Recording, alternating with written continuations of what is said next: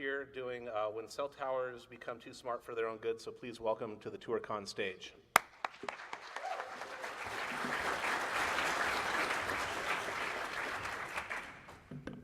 How you guys doing? Let's see if I can move this without breaking anything. All right, and it's working still. Whoop, there we go. All right, so how you guys doing? I didn't hear anything except for those people because they brought beer. Who else brought beer? Yeah, see, this guy knows. You always have to have alcohol when you're giving a talk or participating in it.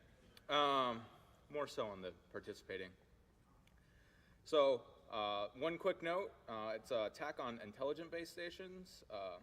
My buddy Josh, clearly my QA guy, missed that. So I'm going to call him out on that. But I can't really say much because I missed it too. And if I do miss anything, someone just keep a counter, and that's like how many swigs I'll do with beer or how many shots you want me to do. So challenge accepted. What number do we start counting? All right, so let's get going on this.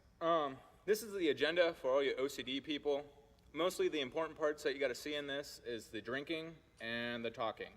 Everything else, questions and answers, is probably where you guys will come into play.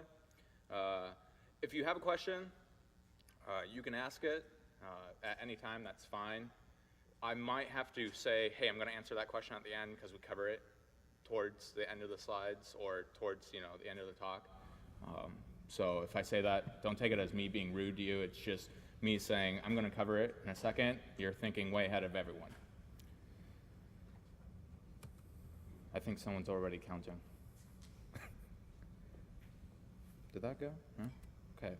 Clearly, I don't know how to PowerPoint. I know how to software-defined radio. So, disclaimer, unclassified. This was done for research I was assigned to, and it does not reflect Cummings Engineering or our client's views. Just when I say don't do it, that means don't try to do this against actual communication radios that people are using or their lives are depending on. If you're going to do it in a lab setting, that's totally fine. I'll show you what that looks like. And also the FCC, they get really angry at you. Really angry at you. But they won't fine you and they won't arrest you. They send you a nice little letter to your house. It's fine. You can get like 2 or 3. I don't I don't know what the maximum amount is, but I'll tell you when I get a fine in the mail instead of just a nice little letter. And if you're a ham radio or licensed in any way with radio, you're kind of effed. They'll just fine you right away.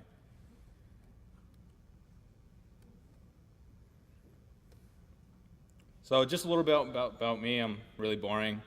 I work for Cummings Engineering. I'm a mobile security exploit engineer. That's just fancy words for I get paid to build and break stuff. And they consider me that crazy guy in the back lab. I talk to other security conferences. Usually I talk about cellular technologies or covert channels that I've developed. NetSec, major. Ooh. Root the Box, though. Root the Box is a competition that we have. I'm going to do just a self-plug right now. It's a competition that we have in Phoenix. We're having our next one January 18th and 19th. And you have the DEF CON CTF, and those guys are just straight up crazy. And Root the Box is for the people that are just getting into it. So we set up real world environments for these intermediate to beginner individuals that are learning. And they're allowed to attack these environments without having to worry about the FBI coming knocking on your door, which is not a fun experience to have either. And then radios, yeah, I might be a little interested in them. So basic definitions. We have to go through these so you guys can actually understand what I'm going to be talking about, or at least it helps. So we'll cover SCRs. We'll do this out of order. SCRs, if you guys went to the keynote, you saw, hey, what an SCR was. And that's what we're really going to be focusing on. And with an SCR, a lot of people think it's just the radio interface, and I just want to make this clear.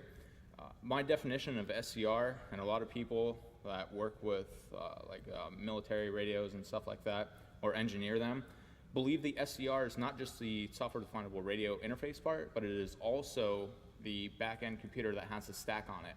So if the stack is on the SDR and it can do everything by itself, then that's an SDR.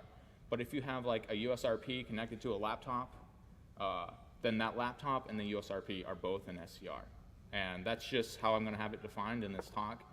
We can get in huge arguments over that, and that's fine if that's how we want to waste our time, but not right now. So cognitive radios. Who knows what a cognitive radio is? All right, good. If like everyone raised their hand, I was just going to be like, all right, well, I'm not going to give this talk then. So cognitive radio is usually a radio, an SCR, that has some sort of AI behind it. And that AI is actually the cognitive engine. And that cognitive engine has these logics in it that will say, hey, when this happens, you do this. When this happens, you do this. And that allows the radio to become intelligent, or cognitive, to think. Then we have base stations, cellular base stations. We'll be focusing more on LTE items, so eNode B is the correct base station that we're looking at. But if we look at like cellular within GSM or CDMA 2000, it's called a BTS. WCDMA 3G, eNode, or Node B, no eNode B. And then, or just a base station if you're talking about like radio systems. It's a home station or base station. And that's what this talk is about. It's not just talking about taking over cellular towers, it's talking about how you can affect cognitive radios in total as they're implemented right now. So, and then small cell, microcell, and picocell, they're all the same thing. The only thing that's really different about those is the size in which they cover. And you can just Google that. Self-adjusting networks and self-organizing networks, those aren't cognitive radios per se. They have a cognitive engine, but they're more on the back end than they are on the front end.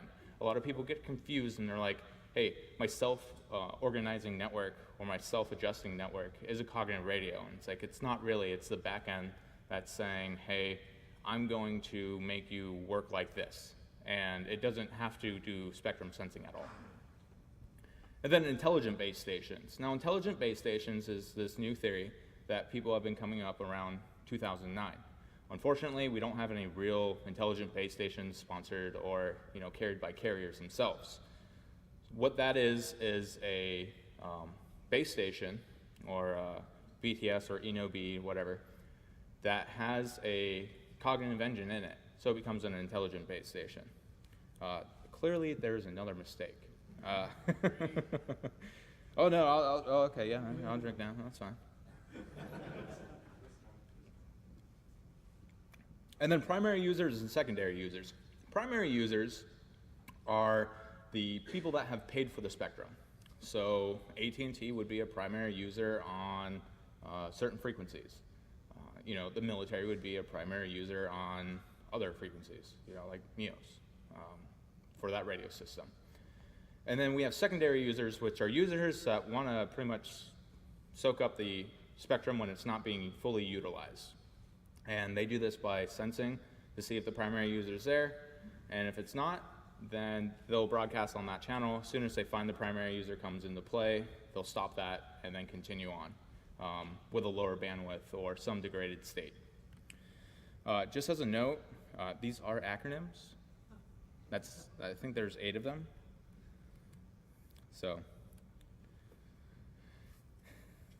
So inside the mind of an intelligent base station or a cognitive radio in itself, every cognitive radio will have some sort of logic program to it. With that, it's talking about I can do this or I can do this when this happens. And we'll talk more generically, or we'll get a little bit more in depth about what that really looks like on a simple sensing. So the logic program into it will be tuned for a specific mission set. So a mission set being, you don't have to be not talking about like radios downrange, but talking about if we have a LTE base station that is organized in a way to, its logic is pre-programmed to where it says, hey, when I'm around this many other base stations, I need to use my power level like this. Or when I sense this spectrum, I need to either A, completely shut off, or B, change it to another channel or another frequency. And with that, we can break this down into 4 states, and this is very generically. So it's power, data rate, security, and availability. And we'll go through some demos, or not some demos, but some scenarios with what those really look like for just basic logic in a cognitive engine. So the first scenario is not a cognitive radio at all, but it's still applicable. And a lot of you guys know this scenario. A lot of you guys have probably employed it, maybe at DEF CON. But a BTS can use the security of a 3G network, but it will fall back to like a GSRP or a GSM type network if the 3G spectrum is not available or cannot be kept up reliably. And what that allows is you have a certain spectrum or certain frequencies or certain characteristics, and someone else is blocking that for you. It doesn't have to necessarily be jamming, but that is one technique. And because cell phones rely on emergency services, we'll just go and we'll just fall back to some sort of communications that might not have the security level as that with 3G. So that leads us to, in that scenario, we have availability is greater than security and data rate, which is true with all cellular networks. So then this is more of a realistic scenario that we've ran into. A system is transmitting like some picture or some sensory information of a person of interest or site of interest, and it goes back to HQ, and the speed and security are top priority. So with that, what we have is we have security and data rate is greater than availability and power. And what that means is we don't need that connection up like 24/7. We need that connection for 30 seconds. And within those 30 seconds, we need to have the fastest amount of time because we're sending a fairly, a high-res photo or some audio or whatever to HQ, and we need it to be secure so no one intercepts it. Now, going more of a honeypot logic, if a radio system is transmitting bad information being we want it to be compromised, and so it will seem like, we'll add some layer of security to it, but we know it's easily compromised, so that adversaries will pick up on it, and they'll think, or they'll have the illusion of getting sensitive information. And with that, they'll plan accordingly to that, and we'll know, hey, we don't really care because that was invalid information. That is where we want availability and data rate over security and power. And we want data rate because we don't want it to seem like it's some fake radio station. If I think I'm transmitting something that's sensitive, I'm not going to be transmitting it at, 128 kilobits per second. Well, depending on your medium, I guess. But let's say if we had a maximum medium throughput of 14 megabits per second, I'm not going to be transferring it at those speeds for it to seem realistic. So we got to keep on having fast data rates. So let's break it down a little bit more. And with that, we have here's a little image. So this goes more in depth into our cognitive radio, or our cognitive engine, or the brains behind our radio. And what we want with that is we have our software radio, our radio interface, talking to our cognitive radio. And we have a knowledge base, which is that general logic that everything gets put into. Within that knowledge base, we have 2 or more sectors. In this simple rendition of this, of a cognitive radio, we have 2. We have the reasoning engine and the learning engine. And the learning engine can be, depending on what type of radio, and we'll go in different types of radios and what type of policies they use. It will be, hey, I'll sense in the beginning, and then I'll transmit, or I'll sense, transmit, and then continue sensing while I'm transmitting, or sensing at set periods, so that I can learn my spectrum consistently. Or just in the beginning, it will learn its spectrum and then plan accordingly. And the reasoning engine goes and says, okay, I sense this, now I want to change my ability to go from here to here. And that can happen many, many times in a second. Can happen, a few times every 100 milliseconds, depending on what you really use. So let's go a little bit in some math. I I hope you guys like math. We're actually going to break it down fairly simple. So the easiest way to do, or the most basic form of sensing within cognitive radios is energy detection, which just determines power and other items, and we'll talk about those. So let's take just energy detection, and we'll we'll use the following for simple form. And here we have, it's to be the signal detected, so SN. WN is the white noise, the additive white Gaussian noise within our sensing. And then N is the sample index. So with that, if SN equals 0, that means that there's no transmission by the primary user. And what we mean is that, hey, the primary user is not using any of the bandwidth, so we can utilize all of it if we're a secondary user. With that, we can have a decision metric written as, there we go. So this is our decision metric.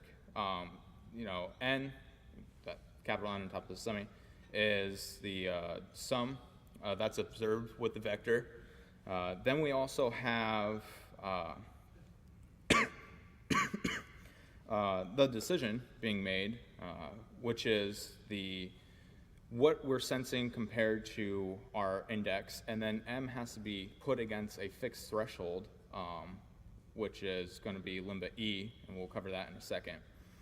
And we can see within this, actually, I'll just cover that in the next part.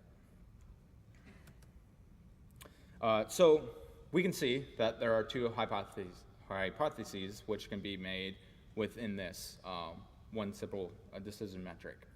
And we have the first one, which is there is no user transmitting. And we have the second one, H1, which is, hey, we do have a primary user sensing or sending data or occupying the space. With that, with every cognitive radio, you have to have the probability of false detection and probability of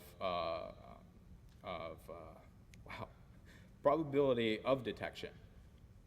So the probability of detection is just a signal going from the metric M. It has to be greater than the threshold, which is the comparative of H1 through the actual threshold, which is limit E. With that, if that is true, we can assume that, hey, we're probably receiving a good signal from the primary user, or we're receiving a signal that says there is no primary user. But then we also have probability of false detection. And this is where it gets really iffy, and we're going to super simplify it. So probability of false detection is the same thing as probability of detection, but we're going to say, hey, there is no primary user. And this should be relatively high compared to what you're actually wanting your threshold to be. And with that, looking with all that, we requiring a little bit more knowledge, but we'll just sum everything up. We have a new set that we can use that will allow us to accurately determine if we have a threshold through a signal-to-noise ratio. All right.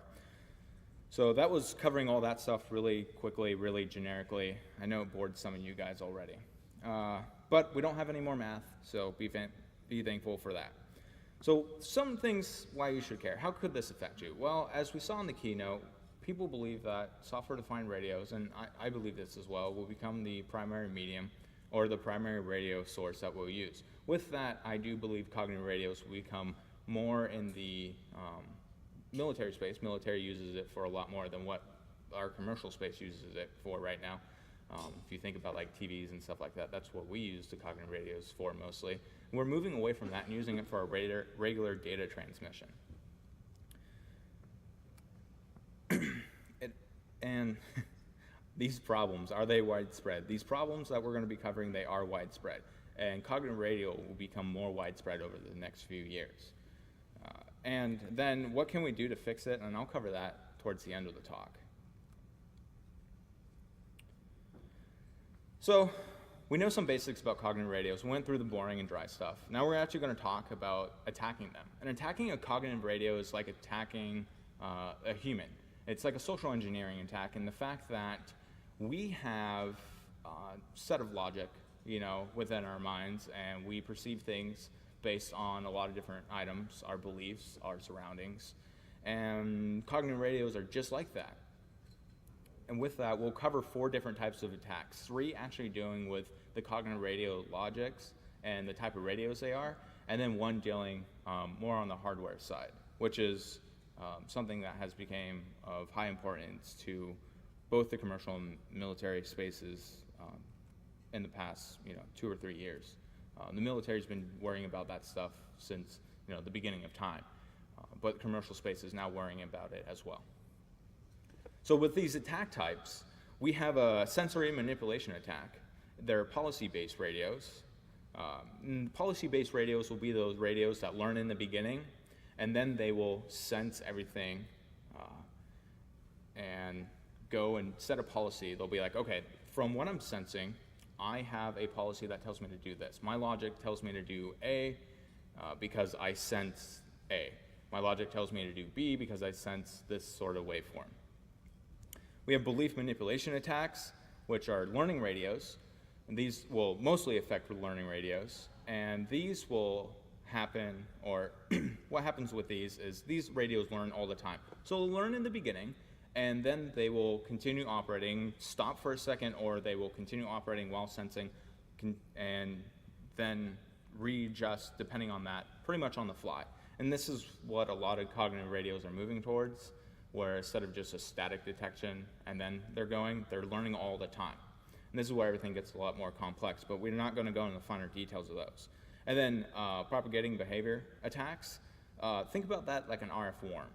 And we'll cover more about that, but it's like a communicated cognitive radio. So you have like 10 cognitive radios in a network, and they all will communicate depending on where they are. This is how you act in this specific area.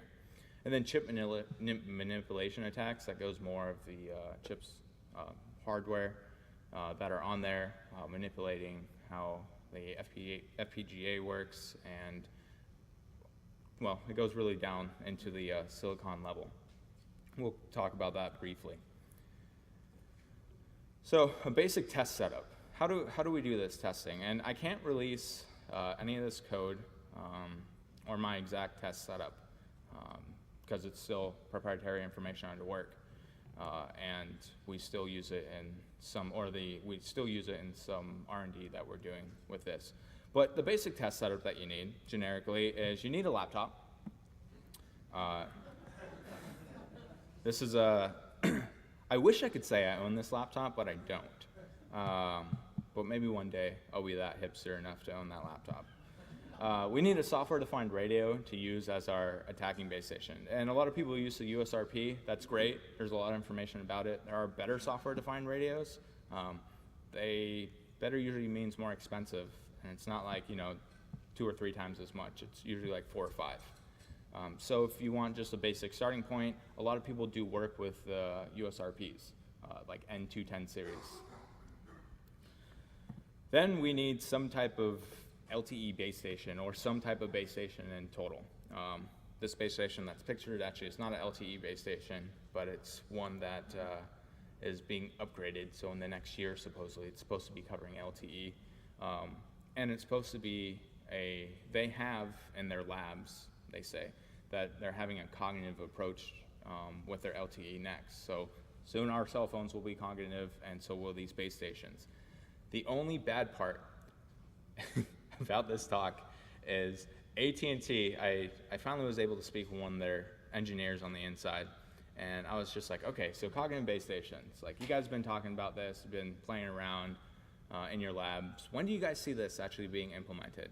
And they're like, 2015, if we're lucky, for like femto cells. I was like, okay.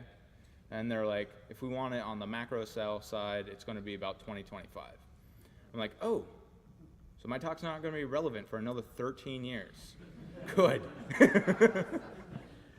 So 13 years from now, you can have all your kids watch this talk and be like, this is how you take down cell towers. I wouldn't really word it like that. Let's try to do it a little bit nicer. Then you need some code. If you use like a USRP type setup, If you do stuff with the FPGA, depending on the type of USRP you have, Verilog or VHDL, that's a battle in itself. Everyone's like, ooh, I prefer VHDL. I wouldn't say I'm a master at it. So, but then like Python and C++.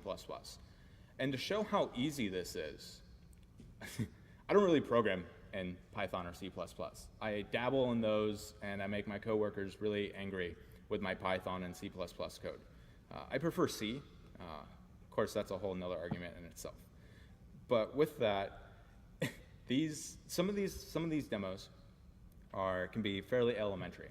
They require a lot of math. That's fine. I can make math and I can do that. But requiring the actual skill, I mean, Python is like giving a freaking kid a flame torch. I was just like, are you kidding me? It is this easy how to do this? Or like in C, it's like 1,000 lines of code. In Python, it's like 2 lines. I'm like, wow. And my coworkers are like, well, you just wasted an extra line. It could have been 1. I was like, well, damn. And then spectrum analyzers. These things are expensive, so if you're like a do-it-yourself type person, just get like 3 USRPs for this setup. Because this USRP can be set up as a spectrum analyzer, it can be set up as your test base station, and it can be set up as your attack radio. Now for this, I actually use, for a basic attack, I used a software-defined radio that we had that wasn't a USRP, and I used the USRP for the attacking, actually, on some of the items, actually. On a few other items, I tried a different software-defined radio, but I wouldn't recommend it because they're like $10,000. So USRP will be good enough to get your feet wet in this. If we want to get really into this, we have to buy better radios. So this is the basic attack setup, and the attack setup can be formed. This is very high level. It will be dependent on each type of attack setup or each type of attack that you want. But you have your primary user, it has its range, your secondary user, it has its range, and then your attacking node. And each one of those should be able to see each other, or at least you want your attacking node to be able to see both. Some attacks you want like the fringe of the secondary node and primary to talk to each other while you have another secondary node. But this is a very high level overview of what you want it to look like. So we'll talk about sensory manipulation attacks. With these attacks, these are the policy-based radios. Not all of them are, but it's just nice to group them in and say, hey, this is a policy-based radio. This is where a lot of them fit in. So sensory manipulation do require some knowledge of the radio system. And the knowledge that's required is very minimal. You can do this with a zero-knowledge attack, but it becomes a lot less effort if you actually know the system. So in your lab, it's going to be great for you because you know what's going on. You set up your other cognitive radio. And it shapes the radio statistics by providing bad input. And this bad input can be anything. We'll cover what bad input can look like. But really, if you can create a waveform, that can be considered bad input. And this works because this secondary is using various spectrum sensing algorithms. Oh, geez. This guy's counting. Oh, no, he's just looking at his phone. That's okay. Who's got a rogue base station? Anyone got one? I'm not the FBI, I promise. Oh, okay, we got some honest people in the back. That's good. So he's texting his wife or something. Capture that. So going back to this, sorry. This works because the secondary is using various spectrum sensing algorithms. And it's energy detection. It's actually a really poor algorithm to use. And if you use that in a commercial environment as your only form of sensing, then, I don't know, change your radio, like quit. It's good to start in the beginning, and it's good to have that as general knowledge, but there are so many better algorithms that we can use and that are more protected than those type. So what does this look like? So this is actually one of my favorite quotes, and it's extremely relevant to cognitive radios. So with that, we'll have some input. We'll have a primary user, input. We'll have a secondary user input, and then we'll have other input, or we'll have the sensory input. And With those input, they all go into like this little magic box. No one knows what really happens, or a user doesn't have to know what happens. And stat magic happens in that box. Now that magic will then produce some form of a OOC. So that will perform our optimal configuration. And with that, what happens is we get all this info, and depending on what type of algorithms that we're using or what type of logic we have behind it, it will say, this is my build, and this is what happens when this, when the primary user is doing this, or when other radios are doing this, which is the more important part. But with all that, we can manipulate this. So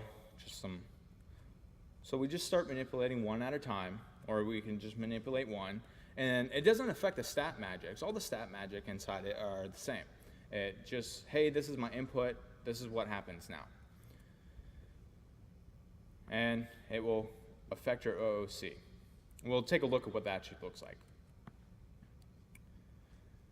So with our sensory manipulation attack, you can do a primary user enumeration attack. And this mimics a waveform. And this is what we'll take a look at. We can mimic a waveform that's similar enough, and waveforms will have many characteristics depending on what you need to look for, dependent on the cognitive radio itself and the cognitive engine behind it. But frequency, channel hopping, and timing, these are key facts within it that are pretty generic with all cognitive radios. And the primary, it will sense that, hey, this is the primary channel, and then the secondary user will downgrade the connection state. So instead of being, 20 megahertz bandwidth, we now have a 5 megahertz bandwidth. Or instead of being 100 megabits per second, we now only have 2 megabits per second.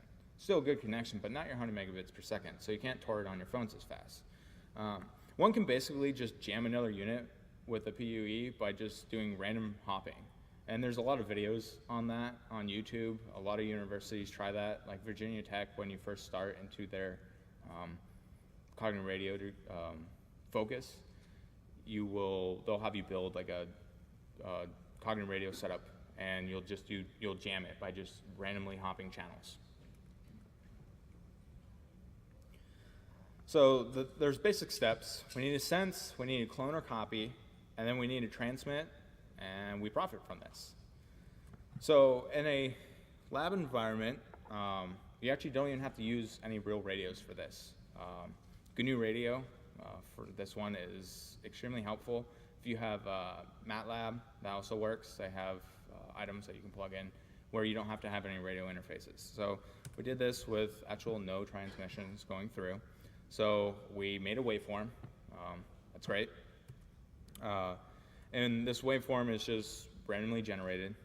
This exact one, I forget what frequency it was. But we copied the waveform, or we took points from it, and we made our own waveform that's very similar to it. Not perfect, but very similar. And we can see that by offsetting them, and everything just pretty much goes with each other. So if this was a real signal broadcasting out, and this signal was the primary user, it would, and we started broadcasting, the secondary user would think that we're the primary user, so we can use all that bandwidth while they get off our channel, or start using smaller bandwidth limits. And then belief manipulation attacks. So any questions so far, or yeah, okay.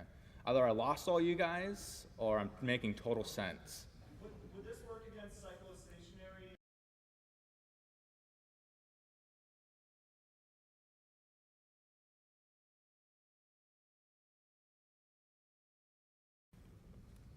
So belief manipulation attacks. So the goal of this is they're multifunction goals, or multi-goal functions, are determined by the radio. So we have our 4 basic parameters that we broke everything down. And these are object functions that the radio is programmed to respond to. So this is the logic. Within the logic, this is what radios are supposed to respond to. This type of attack is used against radios that learn all the time. And when we say that, sense, operate, or operate, sensing at the same time. And it's one of the more easier radios to play with, and you can mold it more, so it doesn't require knowledge. It can be a total zero knowledge attack and be extremely effective. So what would you say if I said 2 plus 2 equals 5, or you thought that, and I said it doesn't? Of course, you guys would think I'm crazy because 2 plus 2 does equal 5. So we have our input, 2 plus 2 equals 5, or 2 plus 2. And then we have our beliefs. We believe that 2 plus 2 does equal 5. And that affects our behavior. So with that, we want to manipulate this. So 2 plus 2 equals 5, all right? I'm going to say 2 plus 2 does not equal 5. But you still think 2 plus 2 equals 5. So that's a direct negative effect. And that doesn't affect our beliefs. You're just going to think I'm crazy. That affects our behavior. So you're going to be more hostile to me, or you're going to think I'm a moron. And with that, because we have set logic in our minds or in the cognitive radio, we're going to be told, hey, this is how we perform. You know, we're machines, so we can't think outside. I only can think how smart my programmer was, which is great because, you know, programmers do make mistakes. I think that's why we have jobs. And with that, we will act a different way with the same beliefs. So another high-level example is we can't crack their encryption. Force them to use a weaker one. So we have our cognitive radio, our secondary user, connecting to our base station. They connect just fine. Then we have our attacking node. So the cognitive radio is like, hey, I want to communicate. And the base station's like, yeah, bro, we can do that. Well, you sense that, and you're like, oh, okay, I see they're using, you know, a high level of encryption. I don't want that because I can't crack that. So what we do is, can you guys see that? Yeah, sensing strong. There we go. So we're sensing strong encryption. We inject bad information. We cut that connection. So they should be jamming or whatever. But we cut that connection. And with this, the radio will be like, oh, okay, I'm sorry, I can't communicate with that. Or the base station will say that. So the cognitive radio will be like, oh, okay, well, we can't communicate on that channel, so let's try a lower grade of encryption so that we can actually communicate, because that's what I want to do. I want to talk to you. We're like, okay, so now when we allow for that transmission to go through, we can actually intercept and crack the lower grade encryption. This is done all the time. This is actually a very, very common form of attack, and one that can be done cheaply. So belief manipulation attacks. This is what it looks like. So we sense some frequencies, and I had this set up, use the same frequencies as LTE base stations. And we'll talk more about how this actually affects these upcoming base stations. So then we inject bad data. And these are artist renditions. I did not do this. FCC, please be nice. But no, so these are artist renditions. Remember that, disclaimer. But that's what it would look like if you were to actually do it. So with that, we can see that, actually, if we go back, we see our original frequency that was spiking. It's like, okay, we can see that. And we don't really want to affect it or whatever, because that's not the radio that we're attacking. We're just trying to attack a radio that's using that same general area. And so we inject this, and then we can force a cognitive radio to use a specific frequency range or a specific channel, or force it to hop a certain way. And we want this. Yeah, I'll just continue. We want this because our equipment may be tuned for some type of frequency, or we might have better equipment that will track it if it performs like this, or if it does its hopping sequence like this. Again, with software-defined radios, we can do everything with software. but we might already have equipment set up for that. And that's one reason that really works with this, is manipulating those radios to perform a certain way so that we can manipulate it better. So propagating behavior attacks, same thing. It could be a policy-based radio or a learning radio, or they can be all within the same network. But all it means is that we have a set of cognitive radios that are in a network now. So we have 10 radios. We'll use 10 radios as a round even number.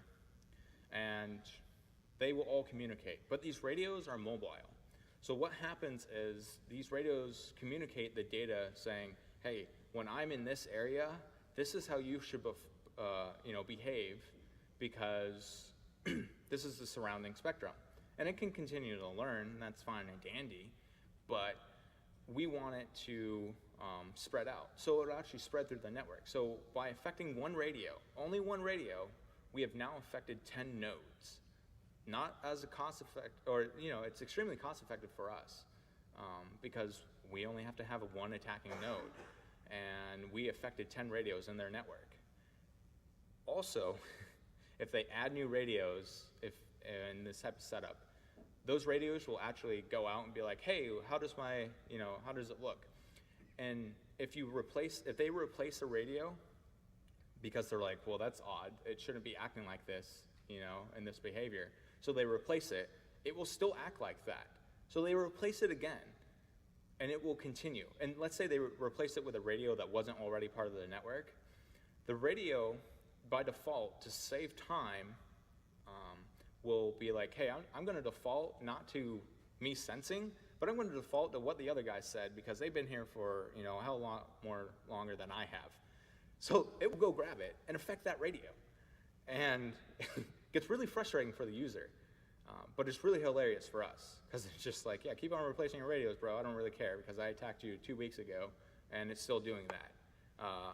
Hopefully they sense more often than just every 2 weeks. But we can affect a large area without having to affect, or a large amount of radios without having to declare, or without having to have a large amount of radios on our part. Because I don't have money to buy 10 USRPs. A state government might, but I don't. And if you do have money to buy those 10 radios and you want to donate to them, that's totally cool. I'll accept that too. So, I just talked about this. So we can do this. We can say that, hey, one type of attack that we can do, and this is actually easy to do, you don't even need a real cognitive radio to do it, but you can have a cognitive radio network, and they're sensing items, and whenever the primary user is not playing or sending information, you can just send a jamming signal, and it will think, okay, I can't send when this is happening, because clearly it's a primary user that's sending data, or it's not available. And then when the primary user does want to send information, you can stop jamming, and it will actually start transmitting at the same time that the primary user is, because it will see, hey, this is the only time I can transmit. And some logic is like that. It's like, the primary user is transmitting, that's fine, but I also have to transmit, and I can't when the primary user is not transmitting. So they'll transmit at a lower bandwidth rate than they would if we really weren't jamming anything. And it sends the data to the other radios that this is how you perform, or this is how you behave. So what does this look like? Again, we'll go with our basic. We can make it look like this. Yeah, sure, we can do that. But we want to make it look like this. And what this is this is pretty much what it looks like when you just send a jamming signal for a wide range. It's just you increase everything and nothing can be sent. And the closer you can do this to the base station, the better. Or the further away the base or the secondary user is from the base station, the easier, because then you don't have to produce something that's going to make you catch cancer in your lab, which is probably what's going to happen. So again, don't do this in real life. Sending jamming signals, highly illegal. Don't do it. In fact, I think DHS will consider you a terrorist or something. So artist renditions.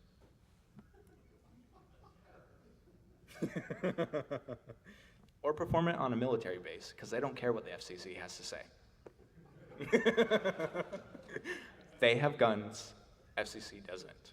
Or at least the FCC I know doesn't. So, chip manipulation attacks. So let's talk a little bit about hardware security. And the whole LTE, Huey, whatever thing. I was at a conference like 2 weeks ago, and those two companies were sponsoring it, right? It was like MobileCon or whatever. And they were sponsoring it, and like the day the vendor booths open is the day that report came out, and everyone's like, well, we're not gonna talk to them anymore. So I was just hoping that they'd give away free devices, like in an act of desperation. Didn't happen. But so we're not going to talk about like that specific case at all. Let's talk more like 10 years ago. But some military, American military chip that's used in some type of radio system has some type of bug in it, and it's manufactured in China. And we'll just use China as a scapegoat right now. And it's found a previously unknown backdoor. Okay, yeah, we find bugs and everything. Whatever, doesn't mean someone put it in there. But it was found out that, hey, this might have happened actually, like intentionally. So the backdoor has a key, or requires a key, and once you put that in, it doesn't really matter what you have on this chip, because then you can bypass it. This specific case that we're talking about, that I just laid out, was like, I don't know, like a year ago, or less than a year ago. It found out that it was just an arbitrary flaw, but there's been many cases about that, like Cisco routers, anyone? And as consumers, we really don't have to worry because we're low priority targets. Like, no one really cares about what I have to say to my wife on my IM. So I don't think other countries are really caring about that, but they do care what what we're using within our military hardware. So pre-modified chips from certain countries, controlling how the hardware acts. This has been shown.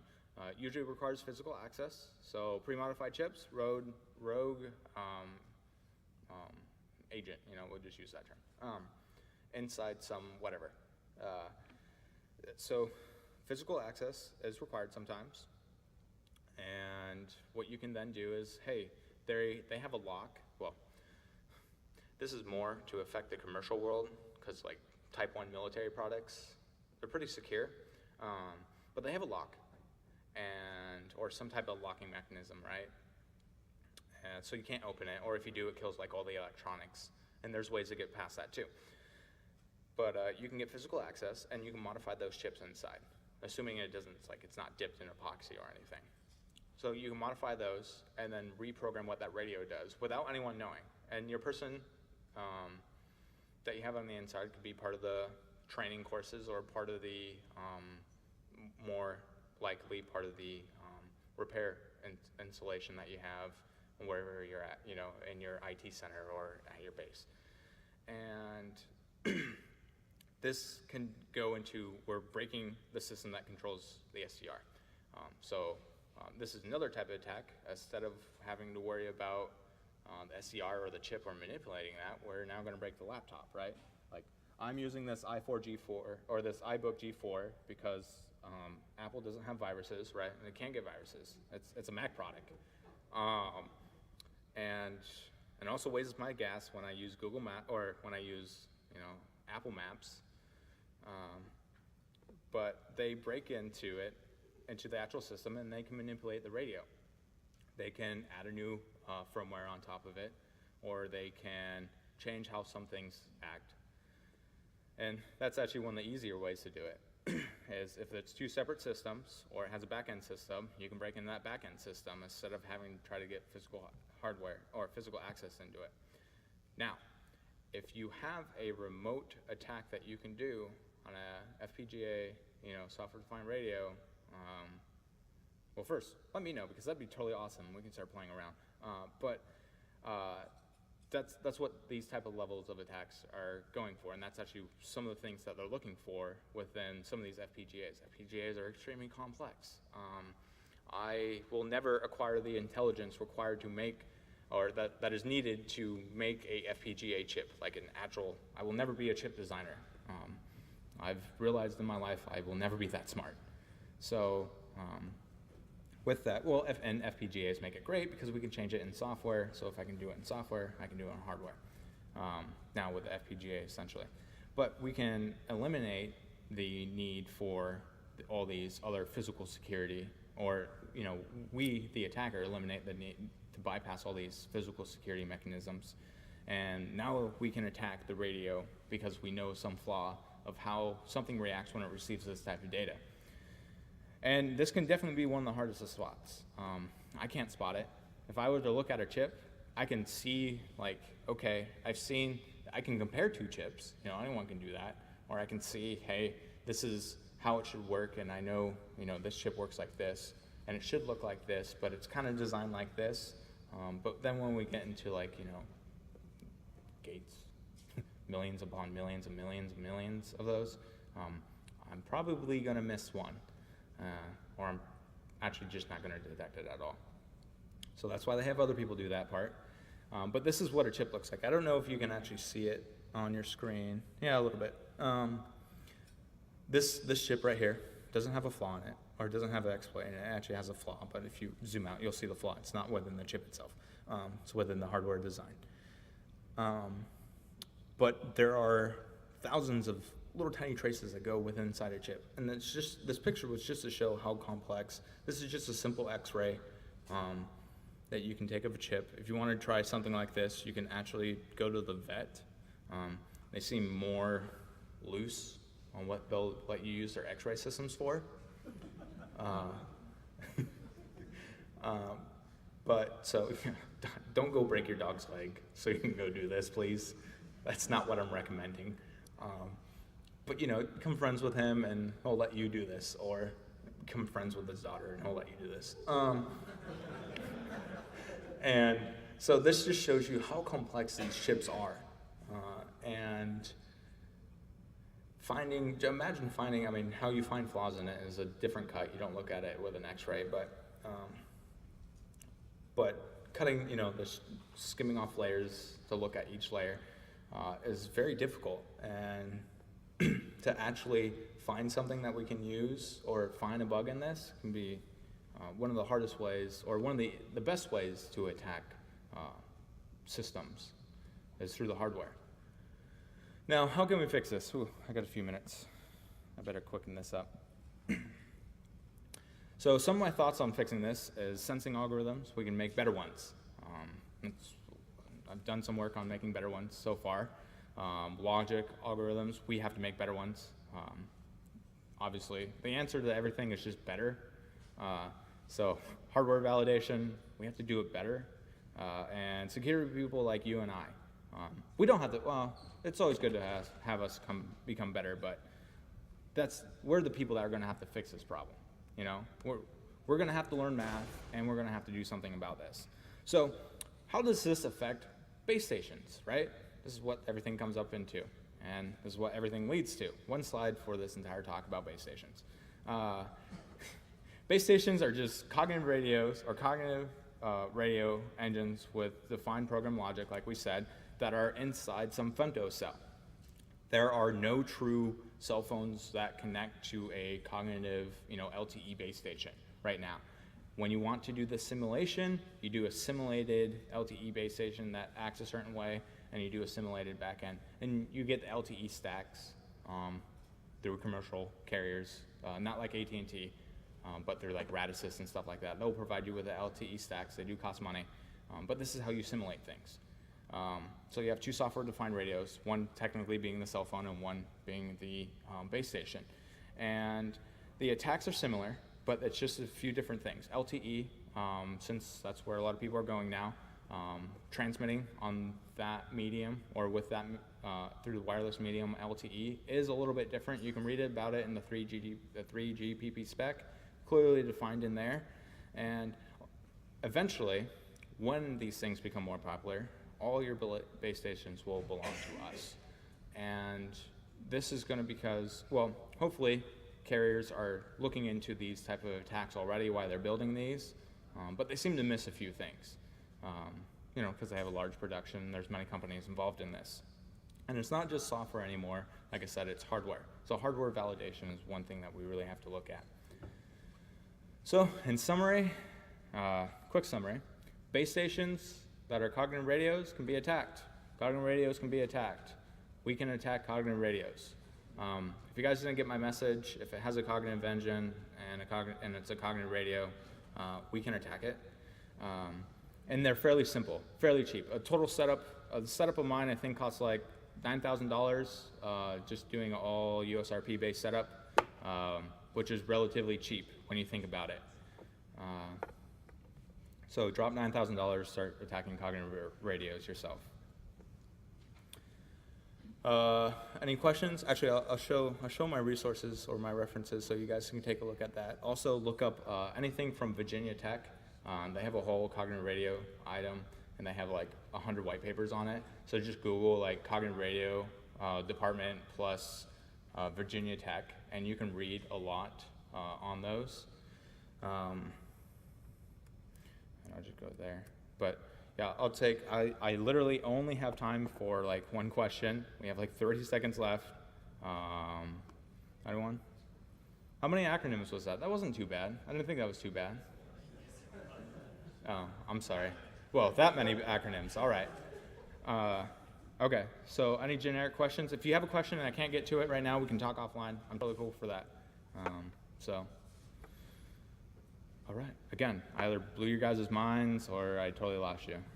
Well, thank you for attending my talk, and I hope you guys have a great day. I'll see you guys at the after party.